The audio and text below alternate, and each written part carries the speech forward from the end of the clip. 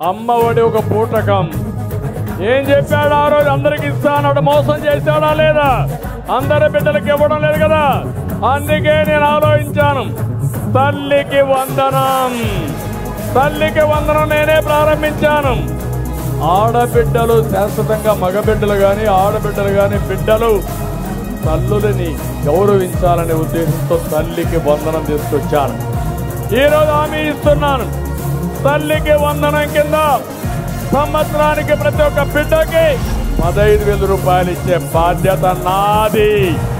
ఒకరి నిబంధన లేదు ఇద్దరుంటే ఇద్దరికి ఇస్తా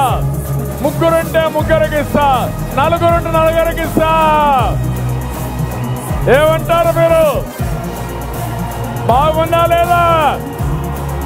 మా ఆడబిడ్డల జిల్లాలో ఎక్కడ ప్రయాణం చేయాలన్నా ఉచితంగా ఆర్టీసీ బస్సుల్లో ప్రయాణం చేయొచ్చు టీవీల్లో చూసే మా ఆడబిడ్డలో మీరు కూడా చప్పట్లు కొట్టండి అభినందించండి ఆశీర్వదించండి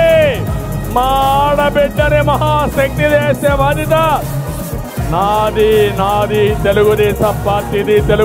పార్టీదని మీ అందరికీ హామీ ఇస్తున్నా యువగళం యువ శక్తి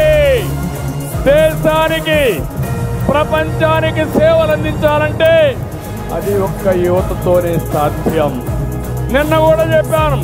రాజకీయాల్లో 40% యువతకు ప్రాధాన్యత ఇవ్వాలని తెలుగుదేశం పార్టీ నిర్ణయించాం ముందుకు రండి దూసుకెళ్ళండి మిమ్మల్ని ఆదరించే బాధ్యత నాదని నిన్న కూడా చెప్పారు ఇప్పుడు హామీ ఇస్తున్నా ఆంధ్రప్రదేశ్లో ఉండే యువతని ప్రపంచ ఆర్థిక వ్యవస్థకు అనుసంధానం చేస్తాను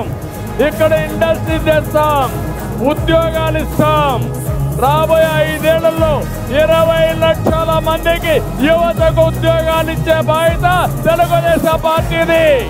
అంతేకాదు నీకు ఉద్యోగం వచ్చే వరకు నెలకు 3,000 రూపాయలు నిరుద్యోగ భృతి ఇస్తా ఎంత తమ్ముళ్ళు ఎంత 3,000 రూపాయలు ఇస్తాం తెలుగుదేశం పార్టీ ఇప్పుడు చెప్పండి యువతను నిర్వీర్యం చేసిన పార్టీ ఏది మిమ్మల్ని ఆదుకునే పార్టీ ఏది మీకు కులాలు కావాలన్నా మతాలు కావాలన్నా ప్రాంతాలు కావాలన్నా నీ భవిష్యత్తు కావాలన్నా నీ ప్రయోజనాలు కోరే పార్టీ తెలుగుదేశం పార్టీ